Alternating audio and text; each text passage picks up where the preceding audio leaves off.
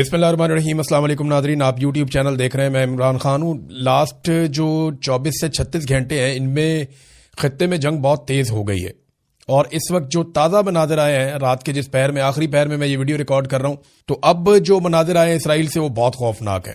ایران نے اب تک کا سب سے بڑا فضائی حملہ کیا ہے اسرائیل کے اوپر، اور یعنی اس حملے کو آپ یہ کہہ سکتے ہیں کہ شاید شروع کے دنوں میں جب اسرائیل کا ایئر ڈیفنس سسٹم ٹھیک سے کام کر رہا تھا اس وقت شاید اس لیول کا حملہ کیا گیا ہو جتنا بڑا حملہ اب کیا گیا ہے۔ اس سے پہلے اسرائیل کی زمین سے میزائل اس طرح نہیں ٹکراتے تھے جیسے اب ٹکرا رہے ہیں، جس طریقے سے کلسٹر بم گر رہے ہیں، جس طریقے سے میزائل ٹکرا رہے ہیں۔ بہت بڑا نقصان ہوا اسرائیل کا، اور اسرائیل کے اندر ٹارگٹس کو ہٹ کر رہا ہے ایران، یعنی اس کو اپنے اہداف کا پتہ ہے جنہیں ہٹ کر رہا ہے۔ میں آگے جا کے آپ کو خبر دوں گا اور آپ کو بتاؤں گا کہ کس طریقے سے یہ کیا جا رہا ہے۔ بہرحال یہ فوٹیج دو طرف سے آئی، ایک ایران کی طرف سے آئی۔ جب ایران سے حملہ کیا گیا تو یہ ایک بہت بڑا حملہ تھا، بہت سارے میزائل ہتھیار ایک ساتھ لانچ کیے گئے اسرائیل پہ حملے کے لیے، اور اس کے بعد جو ایرانی فوج ہے وہ وہاں پہ نعرے بازی کر رہی تھی، انہوں نے شکریہ ادا کیا اللہ تعالیٰ کا، اور اس کے بعد اسرائیل کے مناظر جو ہیں وہ آتے ہیں تو وہ بڑے خوفناک ہیں۔ وہاں پہ تو ایسا لگ رہا ہے کہ آسمان سے آگ کی بارش ہو رہی ہے، جس طریقے سے وہاں پہ بم گر رہے ہیں، اور سوشل میڈیا پہ ہر طرف یہ تہلکہ مچا ہوا ہے کہ یہ بہت بڑا حملہ تھا ایران کی جانب سے اسرائیل پر۔ ایران نے اسرائیل پر یہ حملہ کس وقت کیا؟ یہ حملہ اس وقت کیا جب ڈونلڈ ٹرمپ کی جانب سے یہ دعویٰ سامنے آیا کہ اب ایران کی کیپیسٹی ختم ہو گئی ہے اور 100% ایران فارغ ہو چکا ہے۔ یعنی میں آپ کو پڑھ کے سناتا ہوں ڈونلڈ ٹرمپ نے کیا پوسٹ کی ہے۔ بہت سے ممالک خاص طور پہ وہ جو ایران کی جانب سے آبنائے ہرمز کو بند کرنے کی کوشش سے متاثر ہوئے ہیں، امریکہ کے ساتھ مل کر اپنے جنگی جہاز بھیجیں تاکہ اس آبنائے کو کھلا اور محفوظ رکھا جا سکے۔ ہم پہلے ہی ایران کی فوجی صلاحیت کو 100% تباہ کر چکے ہیں، لیکن ان کے لیے 1 یا 2 ڈرون بھیجنا، یا بارودی سرنگ گرانا، یا آبی گزرگاہ کے اندر یا اس کے ساتھ کہیں کم فاصلے تک مار کرنے والے ہتھیار چلانا یا میزائل داغنا، یہ ابھی ان کے لیے آسان ہے، چاہے وہ کتنی ہی بری طرح شکست کیوں نہ کھا چکے ہوں۔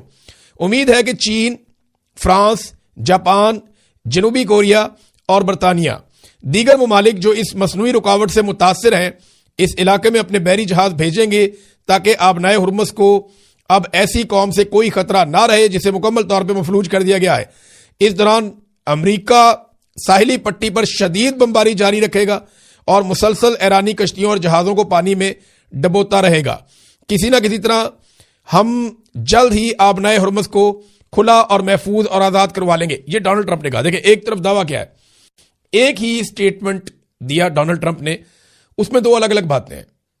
یعنی ایک پوسٹ ہے اس میں ایک طرف یہ کہہ رہے کہ 100% ایران تباہ ہو گیا، اور دوسری جانب اسی پوسٹ کے اندر ڈونلڈ ٹرمپ مدد مانگ رہے ہیں چین سے، فرانس سے، جاپان سے، جنوبی کوریا سے اور برطانیہ سے۔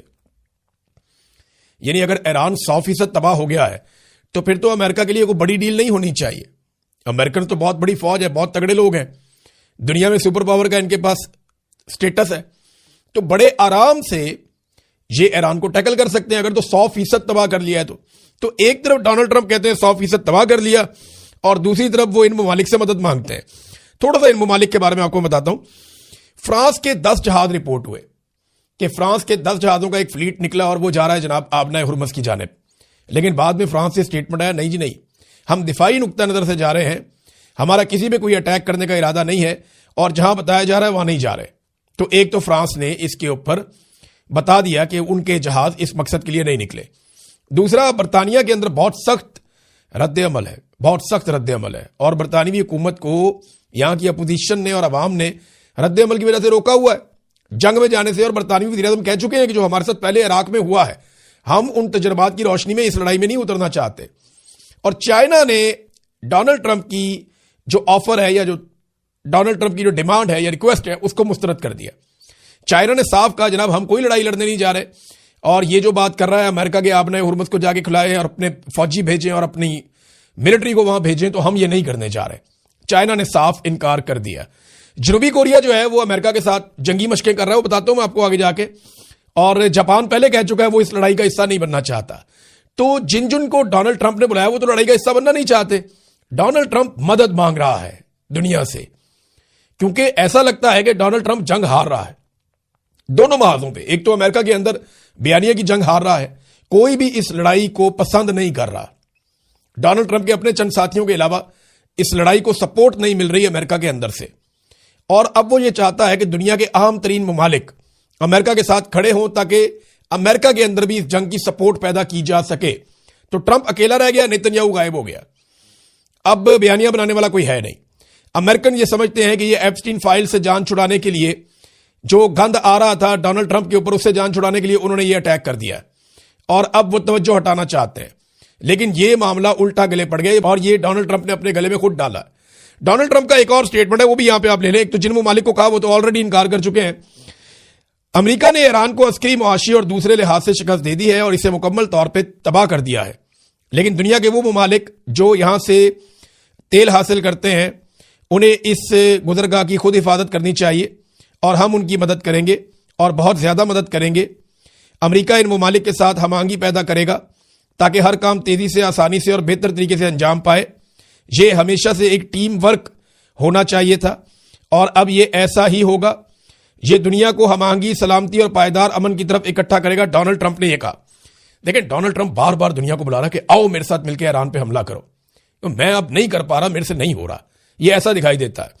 دوسری جانب جو ایرانی سٹیٹمنٹ ہے نا, یہ عباس اراکچی جو ایرانی وزیر خارجہ ہیں ان کا سٹیٹمنٹ آپ دیکھیں. انہوں نے کہا کہ امریکہ کی سیکیورٹی امبریلا جیسے وہ آئرن ڈوم بنا ہوا ہے اس کے اوپر, اسرائیل کے اوپر, جس سیکیورٹی امبریلا کا بہت چرچا کیا جاتا تھا, بڑی تعریفیں ہوتی تھی, وہ سوراخوں سے بھری ہوئی چھتری ثابت ہوئی اور مصیبت کو روکنے کے بجائے مصیبت کو دعوت دے رہی ہے.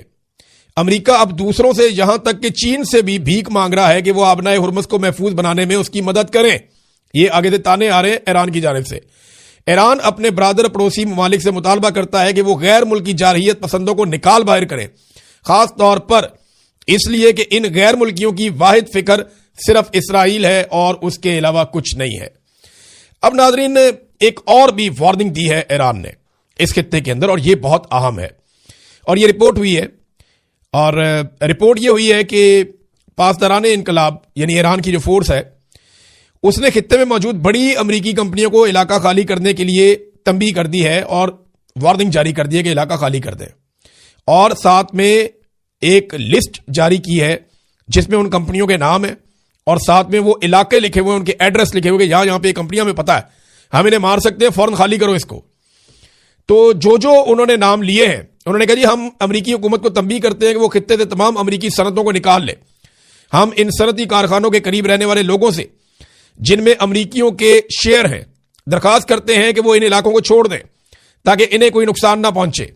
پاسداران انقلاب کی جانب سے جاری کردہ ان سے وابستہ فارس نیوز ایجنسی کی طرف سے شیئر کردہ ایک گرافک میں اردن اور متحدہ عرب امارات میں کام کرنے والی امریکی صنعتی, ٹیکنالوجی, توانائی اور مالیاتی کمپنیوں کی ایک پوری فہرست جاری کی گئی ہے جس میں ان کے دفاتر کو مخصوص مقامات جو ہیں وہ ایریا بھی انہوں نے بتایا کہ یہ ایریاز ہیں.